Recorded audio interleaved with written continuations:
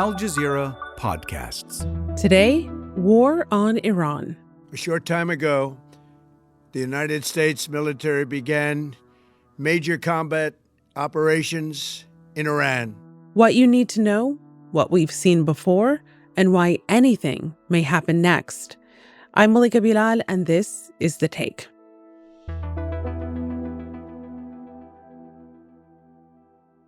Hey everyone. Today is the day to subscribe to The Take on your podcast app. We asked because we want more people to get their daily news podcasts from Al Jazeera and to leave us a review.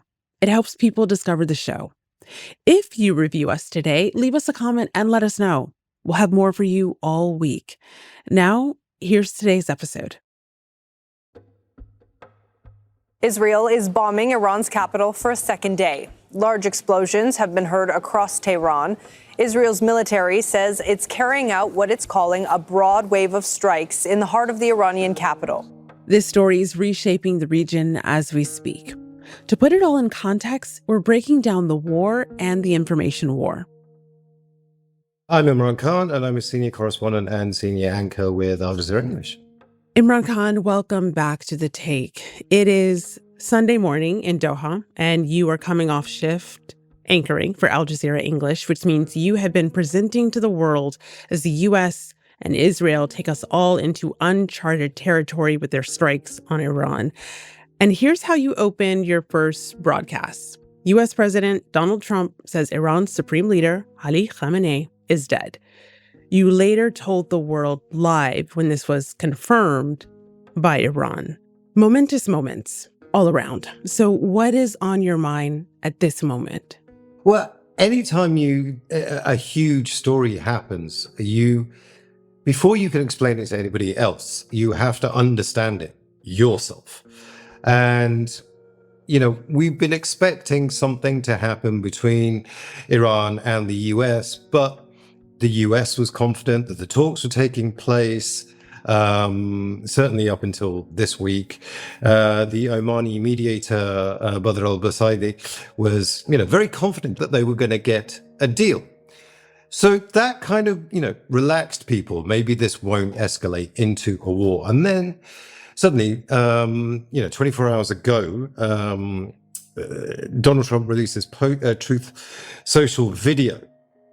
And it's extraordinary. It's 8 minutes long, and he declares war against Iran. The United States military is undertaking a massive and ongoing operation to prevent this very wicked, radical dictatorship from threatening America and our core national security interests.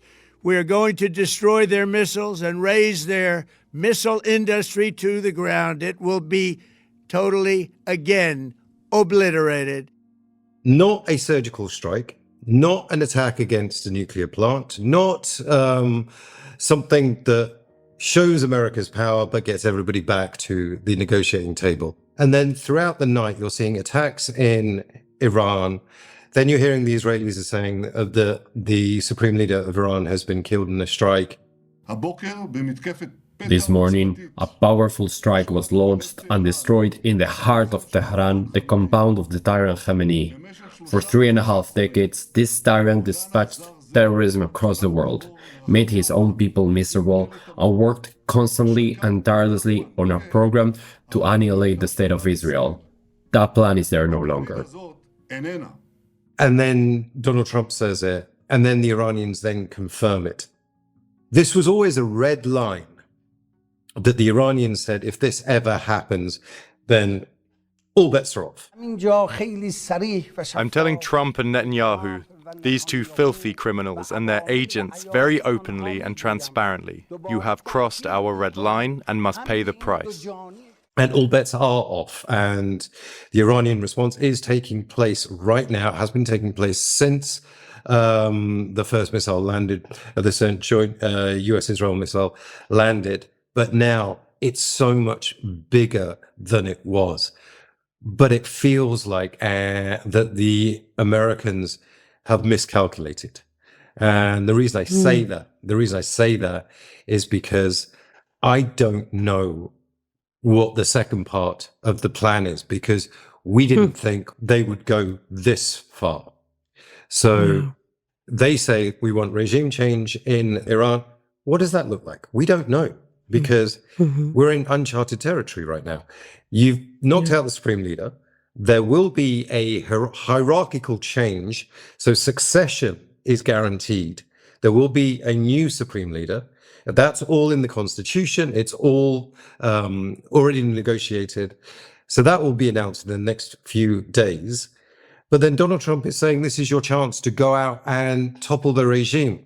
If you're members of the IRGC, the Iranian Revolutionary Guard Corps, the loyalists to the Ayatollah, you can surrender and you'll be given immunity. That hasn't happened. So ultimately, I think the regime will certainly survive in the very short term. But this idea of regime change, it's not regime change, it's decapitation. All you've done is kill one person, and we don't know who the next person is going to be. And likely that he's going to be a lot more hard line, because the Iranians have realized that they can't trust the Americans. Every Iranian I've spoken to, on air, off air, has said, we will never trust the Americans ever again, because all they did was lie to us and, wait with the false hope that negotiations were working until they got all their military assets in the region, and now they're destroying us. The thing that's so striking about this is the timing. You mentioned the Omani foreign minister. So on Friday, we saw him on American television, up on CBS News. This is Badr bin Hamad al-Busaidi, who went on TV and said, we are so close to a deal. And he explained the things, the concessions that Iran was willing to give up to make to reach this deal. What has Iran agreed to you that they have never done before? Can you give us any sense? The single most important achievement, I believe, is the agreement that Iran will never, ever have a nuclear material that will create a bomb. This is, I think, a big achievement. This is something that is not in the old deal that was negotiated during President Obama's time. And then we saw the strikes. What do you make of that? It was worse than that, because there are technical talks scheduled in Vienna on Monday. When you get to technical talks, you're in the last lap of the race. So everybody's really confident. And then a war starts that no one saw coming in the scale, and the justification being, we've been at war, as Donald Trump said, we've been at war with Iran for 47 years, which is going to come as a surprise to most Americans. And we want regime change. Well, no, you didn't say those things before. So were you negotiating in bad faith to basically stall Iran until you got all your military assets in the region? And then, which is the big question, is are you simply waging Israel's war for them? Because everything that you were negotiating for when you did the initial deal in 2015 with Iran was working. And then Donald Trump pulled out of that. But everything that they were talking about now is everything that Israel's been asking for, which is, no support for Iran's proxies and the ballistic missile program to be destroyed. So who are you actually fighting for?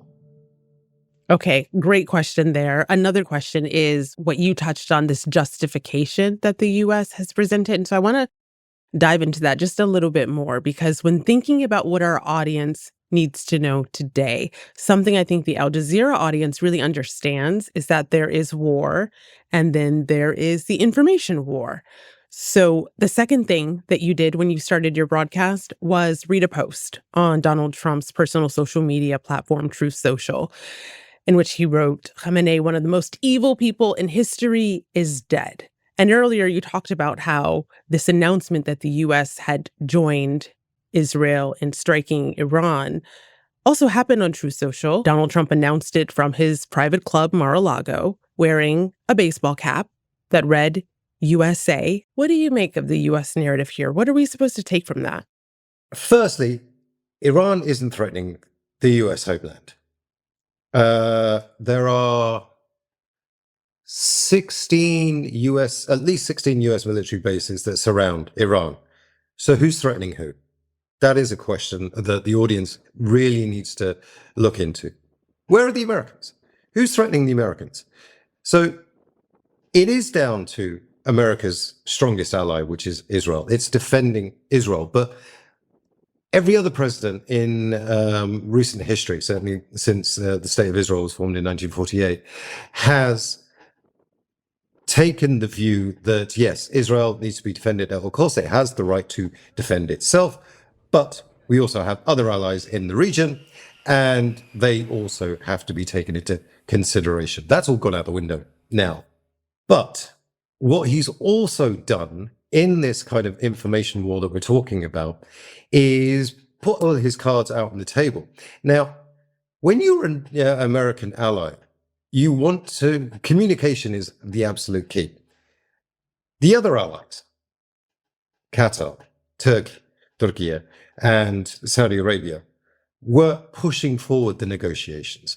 They were pushing forward the idea that this is going to be a diplomatic success. We can get there. And then suddenly, the rug has been pulled from under them. Rod, I think members of U.S. Congress can say that as well. Yeah. And then, and Congress is going to be a problem for Donald Trump, because the War Powers Act is something that he's just completely ignored. He's not gone to Congress. The earliest Congress can meet is going to be Tuesday because of I think there's a recess or something. But he's also let down the MAGA base, the Make America Great Again, because they're furious. They didn't vote for this. They voted for zero wars. So there's a lot of very disappointed people, but that disappointment is for later. Right now, everybody's more worried about a war spilling over into the region, and it already has. Iran says all U.S. and Israeli bases and assets across the region are legitimate targets, and that is what we are seeing unfold. So now we're also seeing the reasons why the U.S. was building up its biggest military presence in the region in 2 decades, and why perhaps 3 other U.S. presidents refused to pull the trigger despite all these years of pushing for regime change in Iran. And the one who actually did it was Donald J. Trump. Well, I think Donald Trump's worldview is very much colored by the fact that he's had this success in Venezuela. Venezuela was a victory lap for him. It was almost, television drama in its execution. And he's got problems going into the midterm elections in the US. His approval rating's not very good. There's the Epstein files. There's a lot of domestic pressure, and he wants a win. He wants a quick win. But this is not the end.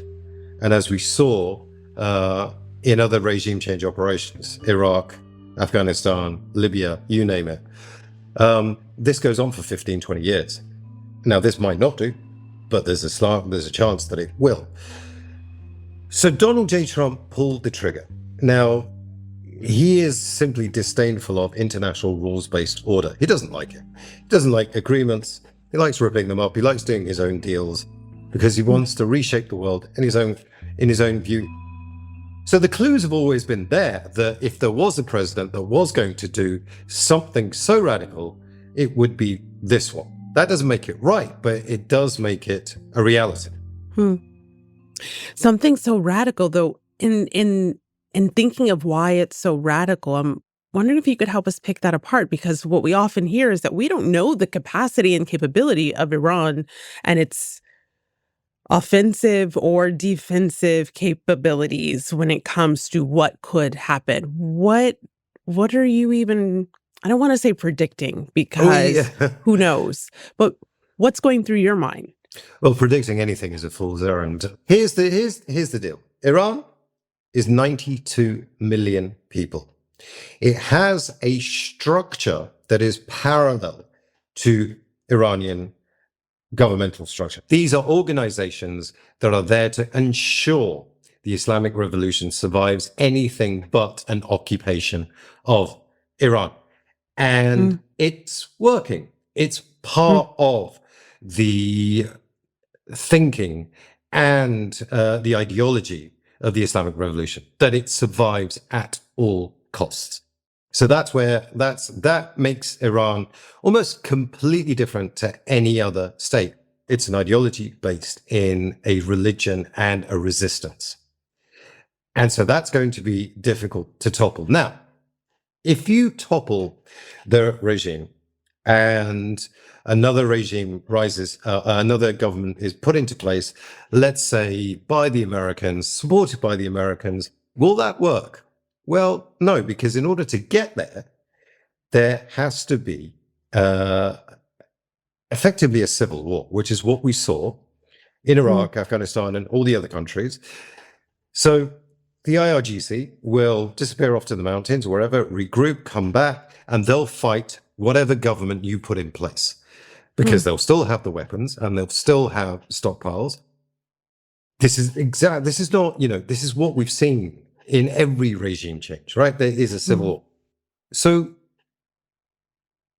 you've got to deal with that as well. One of the reasons that I thought it was really important for our audiences to hear from you, Imran, is because you have reported from Iran, you've reported from Israel, you've reported from Iraq, you are now living in Doha, and you and I are old enough to remember when another American president stood in front of the world to declare liberation from a dictator.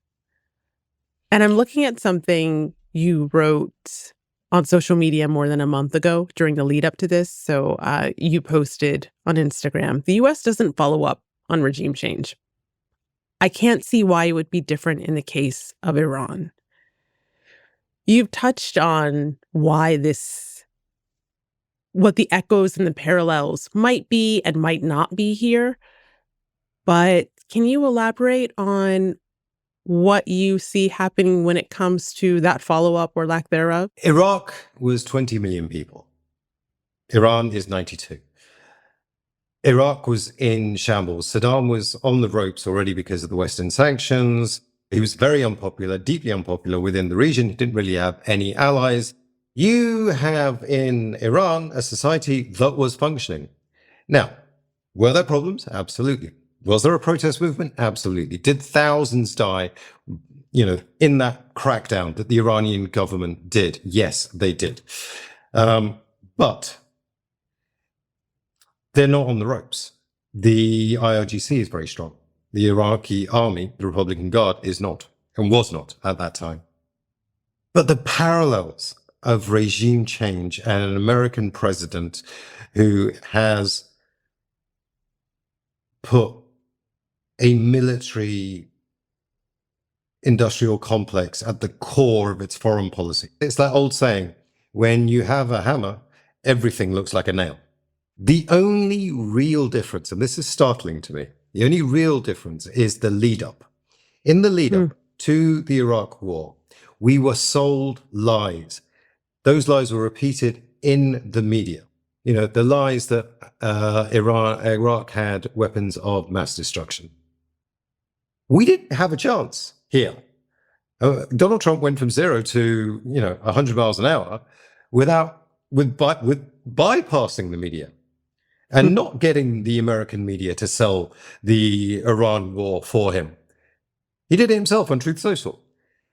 And that's the biggest difference between the wars in Iraq and the war in Iran, is that you just bypass the media now. You do it on you do it yourself, and you do it on social media. The first Gulf War was the CNN war. That's what they called it, because CNN was broadcasting it live. The second Iraq war in 2003 was the Al Jazeera war, because Al Jazeera was there in every single city. Well, this Iran war is going to be the Truth Social war, because it was declared on Truth Social, and Donald Trump didn't need anybody to sell it for him in the media. He just did it himself. Imran, we're having this heady conversation, but of course we can't have this conversation without talking about the people. Whether that's the people who are in Qatar with you and getting alerts on their phone of incoming missile strikes, whether that is, of course, the people in Iran, people that you've met and you've talked to and reported on. We know the death toll in that attack, and one of the first mass casualty attacks of this war was an Iranian girls' school. At the time of this interview, that death toll has risen to 148. So at least 148 people, little kids, little girls, killed. I mean, that's the most ironic thing about this, that Donald Trump declares war on the Islamic Revolution. And, one of the things he's talked about in the past is women being forced to wear headscarves. And then you've killed women before they even had the chance to put on their headscarf. You've killed little girls before they even had a chance to do that. Now, at what point there'll be, at some point there'll be a justification for this, and it'll be collateral damage, and it was a mistake, or they may just sweep it under the carpet. I remember being in Tehran, and I was with a friend of mine, and we were just having coffee and talking about, because the threat from America has been there for a very long time. Almost after the Iraq war in 2003, people started talking about maybe we need to go to Iran next, right? So the threat's been there for a very, very long time. And he said to me, my friend said to me, Imran, what you have to realize is that we as Iranians might criticize the Islamic Revolution. We might criticize the government. We hate the unemployment. We hate the sanctions. We hate all of this. But if you attack our country, we're still going to stand up for it. And, I was reminded of that when I was watching some of the footage today from Inqilab Square in Tehran, where one guy said, if you want this country, you have to come and get it over my dead body.